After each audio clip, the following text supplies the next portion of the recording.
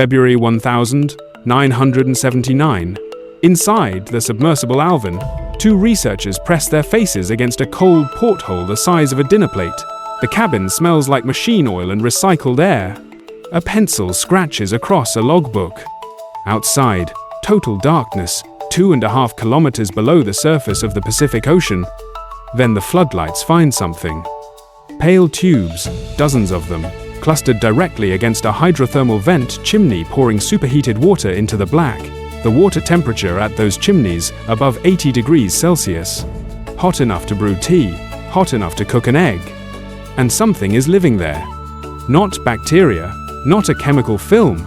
Animals, worm-like creatures 10 centimeters long, their bodies pressed against rock that should be lethal to any complex living thing on Earth. Daniel Desbruyères at IFRIMA formally described the species the following year, in 1980. He and Michel Laubier named it Alvinella pompejana, the Pompeii worm, named for the Roman city buried alive. The comparison is accurate. Here is the problem. Every protein in an animal's body begins to fall apart above 40 degrees Celsius. Enzymes lose their shape, cell membranes rupture. The chemistry that keeps a body alive simply stops working. This is physics, not a guideline. Alvinella pompejana does not appear to have received that memo. Desbruyères and Laubier wrote in Oceanologica Acta that the worm's dorsal surface was covered by a dense mat of filamentous bacteria, a living fleece coating its back. Nobody understood why. Not yet. By the end of this video, you will see one specific temperature measurement taken from a single worm during a single dive, published in a 1998 Nature paper. It forced biologists to rewrite what a multicellular animal body is even allowed to do. The number should not be possible. The obvious explanation is that the scientists simply got the temperature wrong. That explanation has a problem. The obvious explanation arrived fast. Too fast? If a worm is living somewhere impossibly hot, the simplest fix is this. The thermometer is wrong. Temperature probes near hydrothermal vents are notoriously hard to position.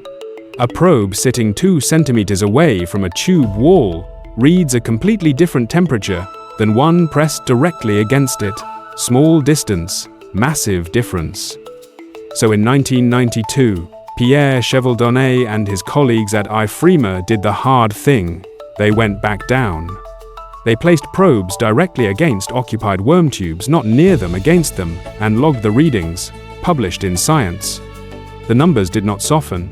Temperatures at tube walls holding living Alvinella pompejana exceeded 60 degrees Celsius. Some readings pushed above 80 degrees Celsius. The probe placement argument was dead. Then, Carey and his team at the University of Delaware tried again in 1998. Same approach, tighter methodology, probes pressed flush against tube exteriors during active worm occupation. Their data matched. Published in Nature, Alvinella pompejana is the most thermotolerant eukaryote known. Carey wrote eukaryote meaning any organism whose cells carry a nucleus, every animal on Earth, every fungus, every plant. The worm won.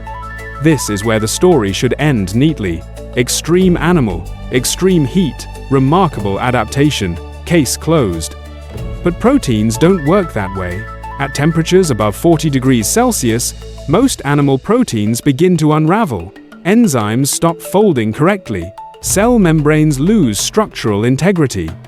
At 80 degrees Celsius, the chemistry of animal tissue simply fails. Every textbook says so. The Pompeii worm's tissues were not failing. That meant something else was happening, something the temperature data alone couldn't explain. And when researchers looked more carefully at the worm's body, they noticed something they had been looking at for years without really seeing. A thick, pale, filamentous coat covering the worm's back, dense, almost fur-like, moving faintly in the current. Nobody yet knew what it was doing there. Here is the answer that Carey and his team thought they had. In 1998, S. Craig Carey at the University of Delaware published a paper in Nature. The finding was precise, documented, peer-reviewed. The worm's back, those grooved ridges running head to tail, was not bare tissue. It was covered, densely, in a living mat of filamentous bacteria, genus Epsilon Proteobacteria, so thick it looked like pale fur under a microscope. Desbruyères had noted the coating back in 1980. The worm's dorsal surface is covered by a dense mat of filamentous bacteria. He described it. He did not yet know what it was doing. Carey figured it out. The worm secretes mucus, actively, continuously. It feeds the bacteria, cultivates them.